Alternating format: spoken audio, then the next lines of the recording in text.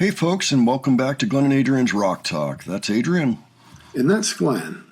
And today we are going to take a look at a concert that we have not taken a look at, even though back when it happened, we did try to take a look at it and it had been removed. It's back. This is the Graystones playing at St. Francis Cabrini Carnival in October of 2025. A very famous gig because at the time this happened, the Graystones had put out all these amazing covers, and people were saying, well, wait a minute, we want to see them in an actual live gig. And this was the live gig to check out. So everybody was overjoyed, and then suddenly it was gone. It's like, what? So it turned out that the management at the time of the band had asked that it come down because they were concerned about quality issues and things like that. The band, of course, has turned into two bands. It's going to include members of what are now the Turnarounds and the Graystones, the modern day Graystones, the kind of the point two. It's a really good gig. We have seen one song from it that came out. We're going to take a look at two songs today. We wanted to feature this just to feature the kids involved because clearly the band as it existed at this time is no more. Changes happen. That's a normal part of life, So we want to just spotlight the kids individually, okay? We're going to be looking at them as individual musicians up there and not necessarily the collective of the Graystones.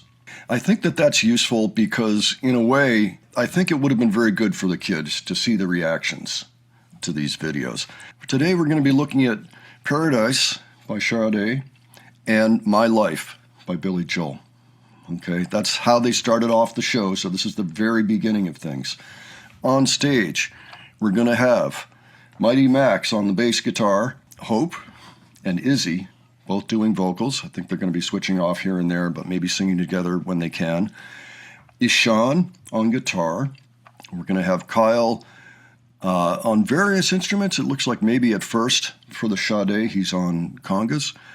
We will have Grayson on the drums, and we're going to have Harin on the keyboards. I think there are more members that may show up depending on the song. Adrian, do you have any thoughts ahead before we dive in? I remember last time we heard or saw this song, they did such a spectacular job covering this faithfully. So let's start off with Paradise. Okay.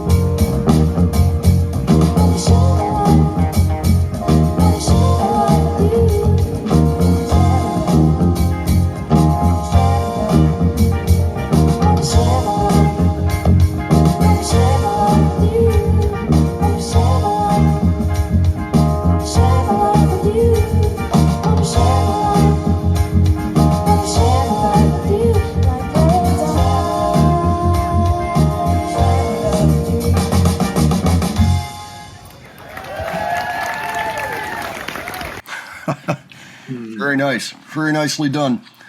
So, I mean, to me, it sounds pretty much like what we heard. And this was one of the songs that I think got people in an uproar. This is one of the ones that Phil from Wings of Pegasus was asked to look at. And he said, oh, I see that, there was a change in the vocal and a change in the guitar. And they, I talked to the manager. They're like, yeah, Izzy was really sick that day, so she retook her vocal later. And I guess the same thing happened with Ishan, something like that. There was something he wanted to change. But people went on a rampage over that. And as we can hear, there's really no difference whatsoever. Sounds good. Sounds great, actually. Sounded very chill. Yeah. And very, very competently played. Yeah, it's amazing how smooth the sound is. It's just a stellar performance from everyone involved. Big props to everybody on stage for that one.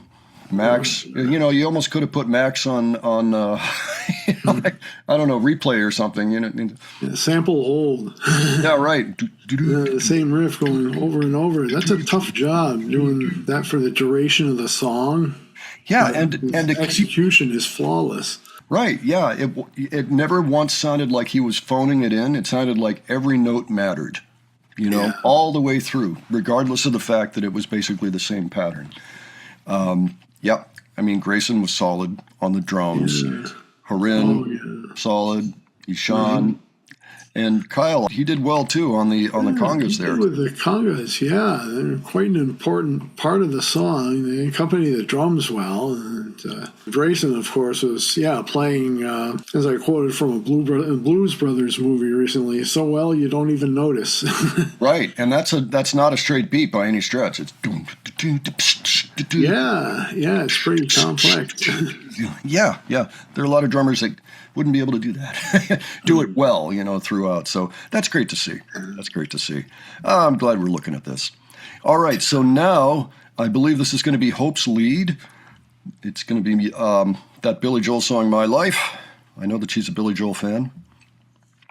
Let's go ahead and see what they do with that. All righty. So I see Kyle is suiting up with the guitar.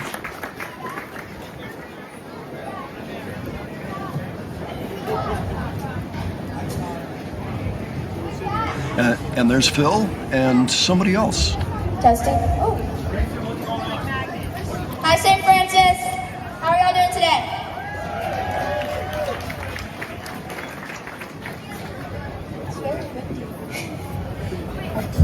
Are we good? We're the Graystones. Woo!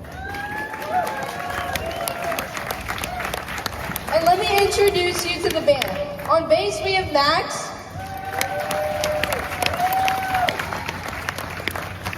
On vocals, we have Hope and Izzy. On keys, we have Harin. In the horn section, we have Philip, Evan. And joining us later will be Ali. On guitar, we have Kyle and Ishan. And I'm Grayson and I drum.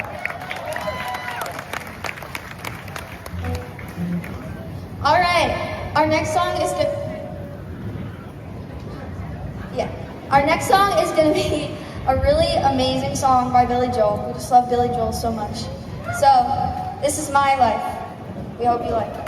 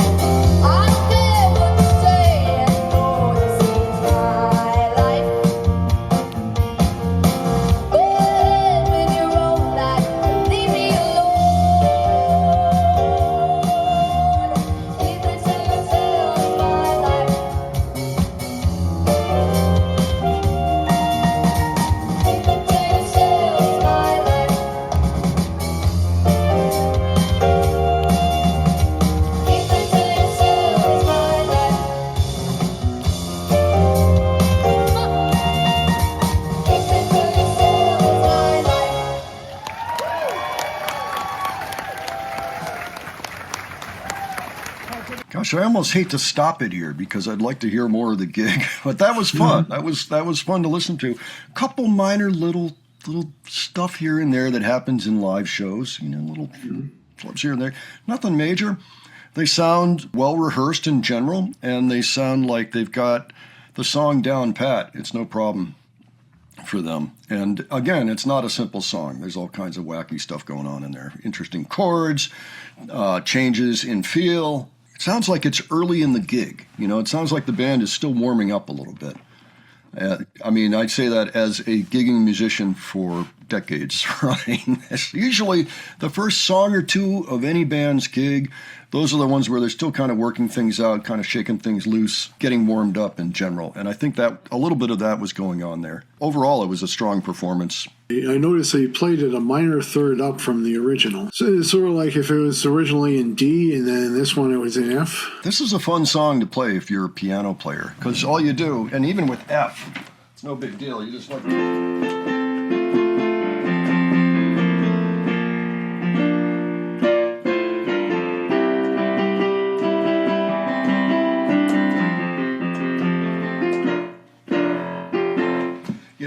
it makes sense.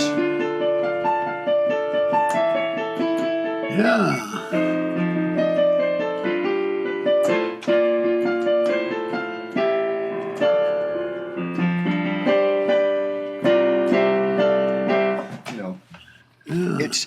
It comes naturally. So that's why I thought maybe it was in C. Because in C, it's even easier. You do the same thing. It's like...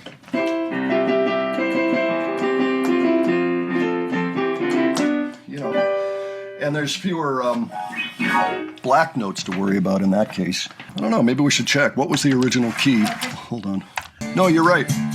So the original was in D. So let's try it in D. I'm just curious.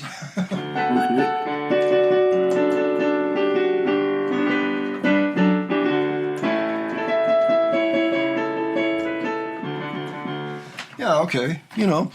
So in general, it's melodically and mathematically pleasing. There's a lot of math going on in those riffs. They should put music in math class. I might have learned more if they did that. Yeah. Oh, yeah. Arpeggios. There's a lot of math going on with arpeggios. And I like hearing a band of kids play this song from 1978. And that actually, that applies to a lot of what they play. It's fantastic to see that they had the curiosity to look at those songs and then to conquer them, because they're a lot harder than most songs you'll encounter today on the charts. So big kudos to you all for that one. Really nice job. Why don't you let us know what you thought of this? If you were there in the audience, let us know about that in the comments below. If you have other suggestions for us, leave those too. And if you enjoyed this video, please give it a like. And if you enjoyed the presentation, please subscribe. All right, thanks so much for joining us today. We will catch you on the next one. Take care, folks. See you all later.